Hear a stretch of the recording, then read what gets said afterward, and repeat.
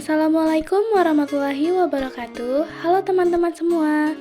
Kali ini saya dan rekan-rekan saya akan membahas apa itu pembelahan meiosis dan apa saja tahapan-tahapannya. Mari simak penjelasan berikut ini ya. Pembelahan meiosis. Pembelahan meiosis disebut juga sebagai pembelahan reduksi, yaitu pengurangan jumlah kromosom pada sel-sel kelamin atau sel gamet jantan dan sel gamet betina. Sel kelamin betina pada hewan berupa sel telur, sedangkan pada tumbuhan yaitu berupa putik. Pada dasarnya, tahap pembelahan meiosis serupa dengan pembelahan mitosis. Hanya saja, pada pembelahan meiosis terjadi 2 kali pembelahan, yaitu meiosis 1 dan meiosis 2. Masing-masing pembelahan meiosis terdiri dari tahap-tahap yang sama, yaitu tahap profase, tahap metafase, tahap anafase, dan tahap telofase. Menurut Masri 2014, pembelahan meiosis terbagi menjadi 2, yaitu meiosis 1 dan meiosis 2. Memasuki tahap meiosis 1. Meiosis 1 adalah tahap pembelahan yang menghasilkan 2 sel anakan yang masing-masing memiliki setengah dari jumlah kromosom sel induk. Pada meiosis 1, terdapat pasangan kromosom homolog yang setiap anggota pasangan kromosom kemudian akan bermigrasi ke kutub yang berbeda. Untuk lebih jelasnya, mari kita menyimak penjelasan mengenai tahapan meiosis 1 berikut ini. Tahap profase 1. Pada tahap meiosis 1, profase 1 merupakan fase terpanjang atau terlama dibandingkan fase lainnya, bahkan lebih lama daripada tahap profase pada pembelahan mitosis. Profase 1 dapat berlangsung dalam beberapa hari. Biasanya profase 1 membutuhkan waktu sekitar 90% dari keseluruhan waktu yang dibutuhkan dalam pembelahan meiosis. Tahap profase 1 ini terdiri dari 5 subfase, yaitu leptoten, zigoten, fakiten, iploten, dan diagnesis. Yang pertama itu ada leptoten. Subfase leptoten ditandai dengan adanya benang-benang kromatin yang memendek dan menebal. Pada subfase ini mulai terbentuk sebagai kromosom homolog.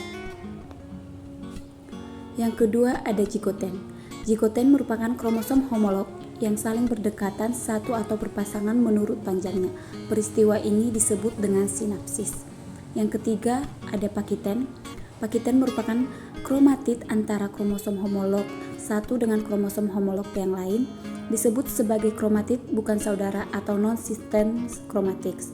Dengan demikian, pada setiap kelompok sinapsis terdapat 4 kromatid, 1 pasang kromatid saudara dan 1 pasang kromatid bukan saudara.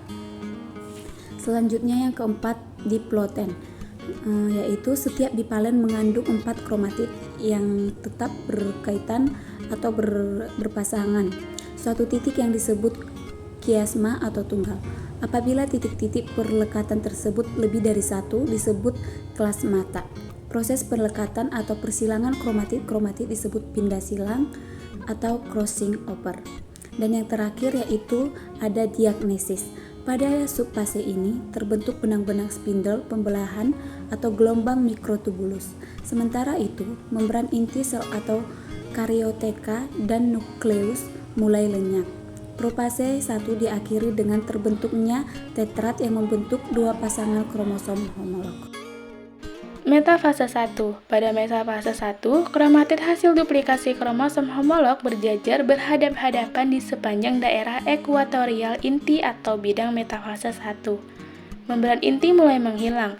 Mikrotubulus kinetokor dari salah satu kutub melekat pada satu kromosom 16 di setiap pasangan. Sementara mikrotubulus dari kutub berlawanan melekat pada pasangan homolognya. Dalam hal ini, kromosom masih bersifat diploid. Anafase 1. Setelah tahap metafase 1 selesai, gelendong mikrotubulus mulai menarik kromosom homolog sehingga pasangan kromosom homolog terpisah dan masing-masing menuju ke kutub yang berlawanan. Peristiwa ini mengawali tahap anafase 1. Namun, kromatid saudara masih terikat pada sentromernya dan bergerak sebagai satu unit tunggal. Inilah perbedaan antara anafase pada mitosis dan meiosis. Telofase 1. Pada telofase, setiap kromosom homolog telah mencapai kutub-kutub yang berlawanan. Ini berarti setiap kutub mempunyai satu set kromosom haploid. Akan tetapi, setiap kromosom tetap mempunyai 2 kromatid kembar. Pada fase ini, membran inti muncul kembali. Peristiwa ini kemudian diikuti tahap selanjutnya, yaitu sitokinesis. Sitokinesis 1. Masih ingat pengertian sitokinesis pada sel hewan maupun tumbuhan, bukan? Ya, sitokinesis merupakan proses pembelahan sitoplasma. Tahap sitokinesis terjadi secara simultan dengan telofase. Artinya, terjadi secara bersama-sama. Pada tahap ini tidak terjadi perbanyakan atau replikasi DNA. Hasil pembelahan meiosis menghasilkan 2 sel haploid yang mengandung setengah jumlah kromosom homolog.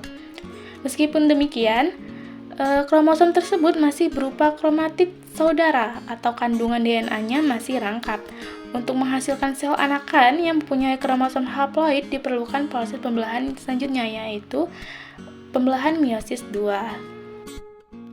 Selanjutnya, mari simak tahap-tahap pembelahan meiosis 2. Meiosis 2 terjadi pemisahan kromatid seperti yang ada pada pembelahan mitosis. Meiosis 2 adalah tahap pembelahan yang menghasilkan 4 sel anakan yang masing-masing memiliki setengah dari jumlah kromosom sel induk. Profase 2. Fase pertama pada tahap pembelahan meiosis 2 adalah profase 2. Pada fase ini, kromatid saudara pada setiap sel anakan masih melekat pada sentromer kromosom. Sementara itu, benang mikrotubulus mulai terbentuk dan kromosom mulai bergerak ke arah bidang metafase. Tahap ini terjadi dalam waktu yang singkat karena diikuti tahap berikutnya. Metafase 2. Pada metafase 2, setiap kromosom yang berisi 2 kromatid merentang atau berjajar pada bidang metafase 2. Pada tahap ini, benang-benang spindel atau benang mikrotubulus melekat pada kinetokor masing-masing kromatid. Tahap berikutnya adalah tahap anafase 2. Fase ini mudah dikenali karena benang spindel mulai menarik kromatid menuju ke kutub pembelahan yang berlawanan. Akibatnya, kromosom memisahkan kedua kromatidnya untuk bergerak menuju kutub yang berbeda.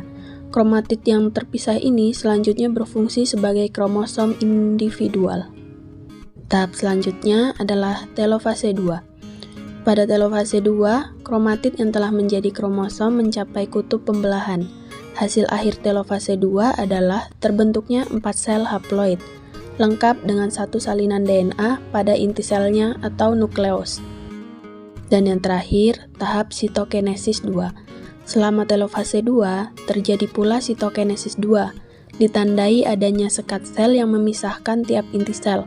Akhirnya, terbentuk 4 sel kembar yang haploid. Berdasarkan uraian di depan, sel-sel anakan sebagai hasil pembelahan meiosis mempunyai sifat yang bervariasi satu sama lain. Variasi genesis yang dibawa oleh sel kelamin orang tua menyebabkan munculnya keturunan yang bervariasi juga. Baiklah, sekian yang bisa kami paparkan mengenai meiosis 2. Semoga bisa bermanfaat. Terima kasih.